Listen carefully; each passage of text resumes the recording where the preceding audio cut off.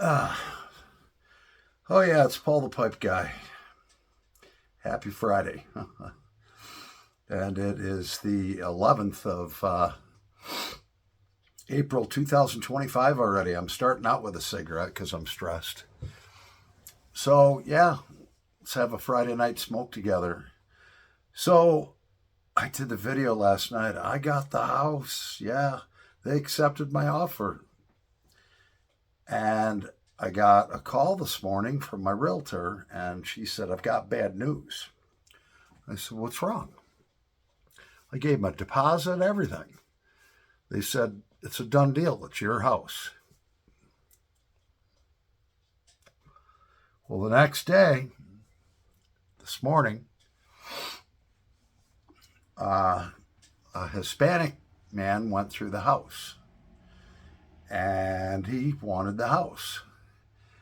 And so they said, well, it's sold. And he said, well, I'll give you $5,000 more than what you sold the house for. And they said, no, we can't do that. It's sold. And he said, well, he says, you're just saying that because I'm Hispanic and I'm going to sue you for discrimination. And then everybody got scared. The homeowner got scared. The homeowner told his realtor, this house is sold to Paul. I met him at the door. And then I went in my bedroom. He was a gentleman. He was nice. Yelled out goodbye, when he left after looking at my house. And so I lost the house. And, I don't discriminate against anybody for being black, Hispanic. It doesn't matter what, nationality you are, what color you are, what religion you are.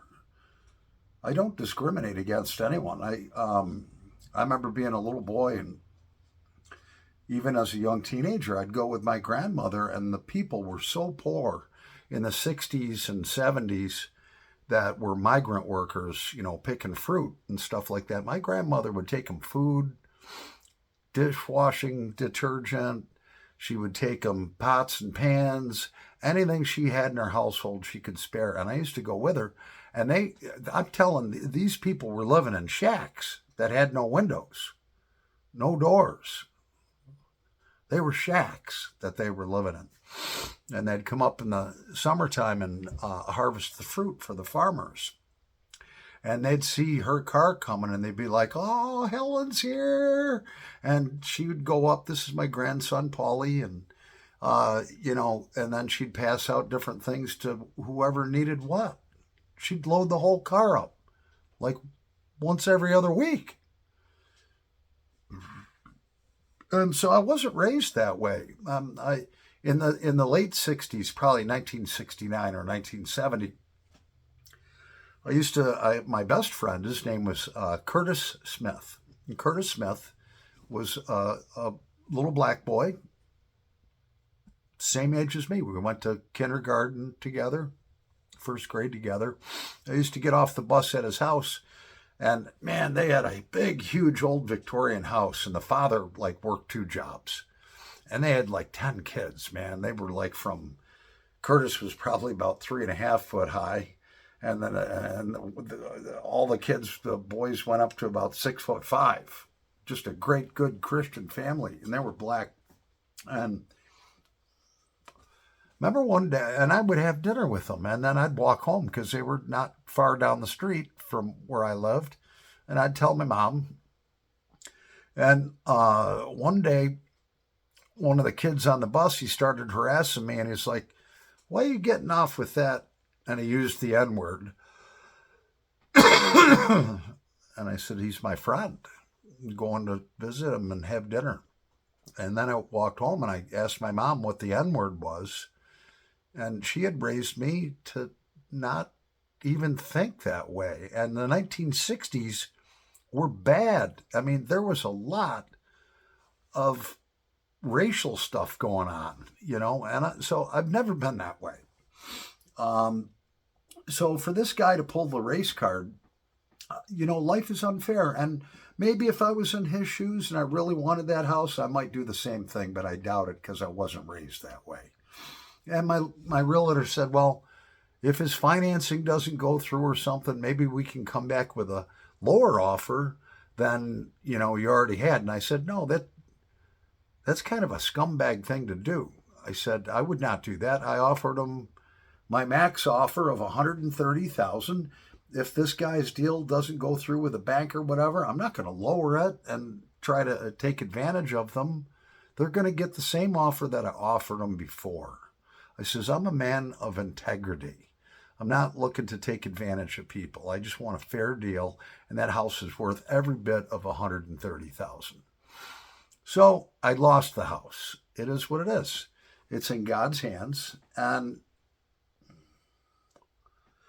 I just had a gut ache all day. Last night I was so jubilant. But God has his reasons for things. Maybe this guy needed that house more than I do. I don't know. And if so, God bless him if he gets it. I don't hold any grudges against this guy. A lot of people would be mad at him, for pulling the race card. But, it is what it is. I'm a let it be type of guy. Live and let die, I don't hold grudges because when you hold a grudge, it holds you hostage. It literally does. When you have bad feelings towards others, you hold grudges, you have bitterness towards others, it poisons your heart and your mind and your soul. And so, just moving forward, I looked at 2 houses after work tonight, and one was, they listed it as a 2-bedroom, and it was only a 1-bedroom, and the bedroom was like 9 foot by 9 foot. I mean, I think a prison cell is bigger than that. And she's like, well, they listed it as a 2-bedroom because they were using the living room as a bedroom. And I was like, well, it's not a 2-bedroom. It's not nowhere near big. And it had, a lot of updates and stuff. I got a pipe here. I'm going to start one on fire. So then I looked at another house, the second one after that tonight, and it was really scary. It was bank owned, so it was foreclosed. And they wanted $1 million. They wanted $119,000 for this house. It needed a new roof. When I walked in the kitchen, I thought I was going to fall through the floor. The floor in the kitchen was all spongy. I was like, somebody's got to come in and put like $100,000 into this house. I'm not that guy. All right. So the house that I bought, that was sold to me, that I lost, seemed like it was perfect to me. But God must know something about that property, or maybe he's testing my faith. I don't know. I'm not going to cry over it. I'm going to keep moving forward. Because who knows, maybe next week they'll call up and say, hey, the guy's loan was denied. You still want the house? Oh, yeah. What do you want to offer? You already have my offer. Just let's get it done. Maybe that will happen. Probably not. I don't know. Only God knows.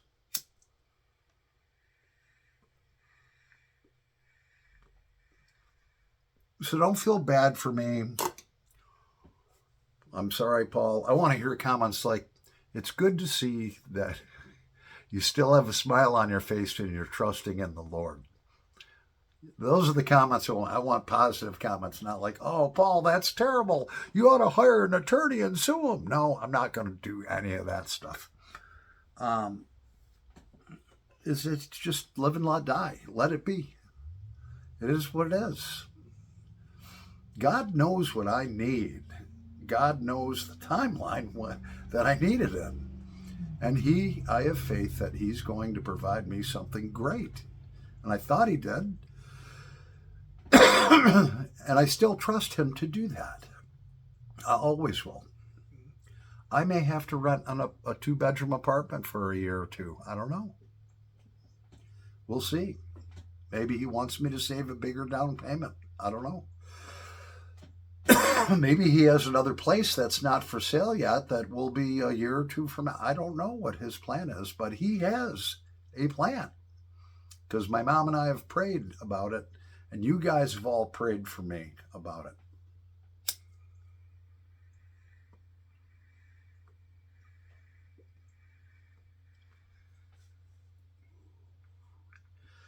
It's just business. But God is in control.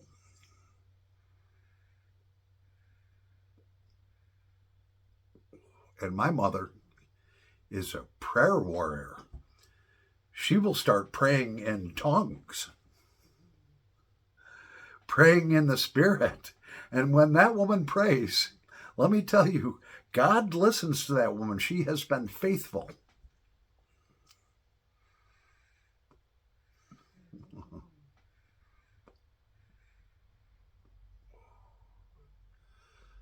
What are you going to do, you know? So my headache is starting to go away. My stomach ache is starting to go away. I got some food in my belly. Yeah, cheers.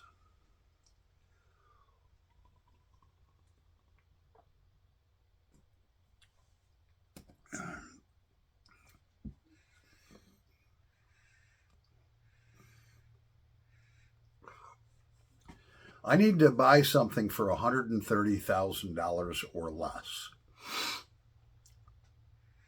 because that's my max budget. And it needs to be within like 30 to 35 miles from work. I can't be driving 50 miles to work every day. That's 100 miles a day. Too much. God knows my needs and He will provide because I have faith and I've turned it over to Him. He's working on my behalf behind the scenes. There are physical things that we see in this world. A physical thing would be like putting that offer in and it gets accepted. I physically write the check out, the deposit check, give it to them, sale done. Physically, they approve my loan. Then there's things that happen in the spiritual realm that people don't see. There are angels, legions of angels, that puts God in control of my destiny. He tells them, go make this happen, or He makes it happen. So there's spiritual things that you don't see, that if you don't have faith, God can't work in your life. If you have faith and just you do everything, and faith without works is dead. So I'm looking online at different houses, and stuff like on my lunch hour, my breaks, at night. I finally had enough of it. It's almost 8 o'clock, and I was like, oh, gosh, enough for today. So when you do everything that you can, and you trust God, and you have faith,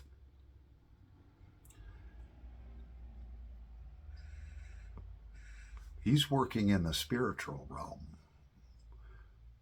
which is much more powerful than the physical realm.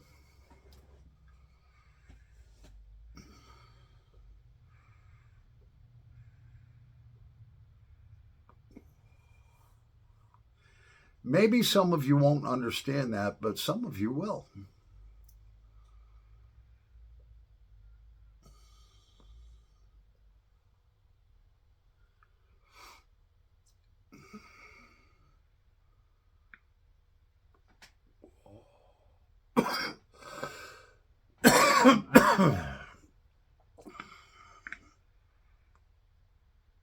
This could be just a test of my faith. And my faith is not broken. My love for the Lord isn't broken. I'm not disappointed in God. I'm not blaming God. I really felt with the Holy Spirit that was the right house for me. I really did. And it still might be. It might not. Maybe, But there's something better, if not that house.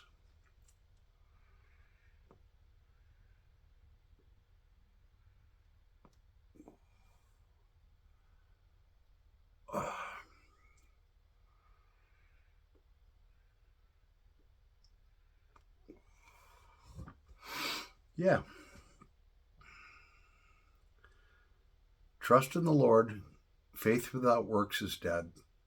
So do all the work that you can do in the physical realm, because you're not a spirit. You do have a spirit, but it's contained within your body. And then let the spiritual realm also work under God's control. And let God work in your life. If you blame God for things, that means you don't have faith in Him. And He's not going to help you. I love the Lord and I have faith. I claim that I know He's looking out for me. He's orchestrating something right now that I don't even know about. But if I get all bummed out, that's not going to allow Him to work in my life. We're just going to take it one day at a time. Yeah. I'm not going to look at any more houses online tonight. I'm going to have a couple beers, relax. I've already had dinner.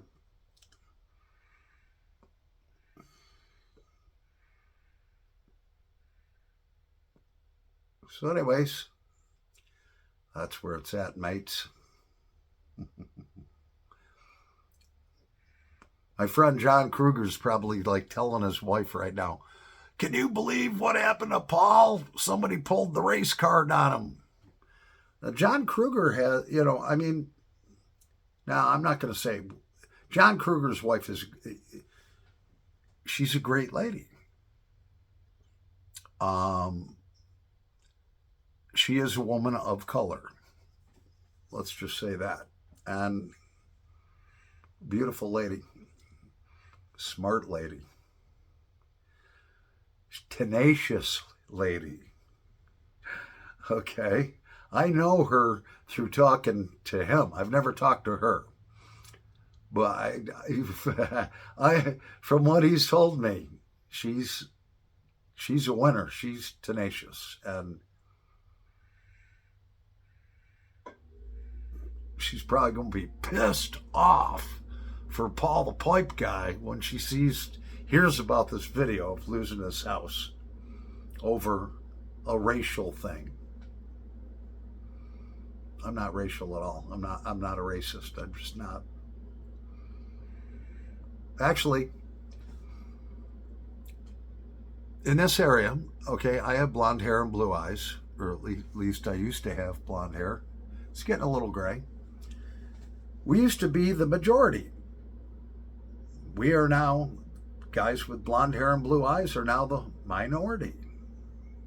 And the minorities, people of color, Hispanic people, so forth, whatever, they are the majority now. They pretty much are. And they had enacted certain laws in the 1960s through the Kennedy administration, which was a good thing to protect them because they were discriminated against hugely, and it wasn't right. And they came up with those laws. They barely passed. The one, I can't remember what the law is, but it's some humanitarian non-discriminatory law that you can't discriminate and all people are equal and stuff like that, regardless of race, creed, or color. And that barely went through. That barely passed. Kennedy wanted it. And it was down to one guy. And that one senator had a black girlfriend. And the Republicans or Democrats, one of them, I don't know, called up his girlfriend and said, look, here's what's going on. You need to. And she was his lover. This senator was married, but he had a mistress who was black. And she called him on the phone and said, look, this bill is really important for my people that it passes. And it was important that it passed.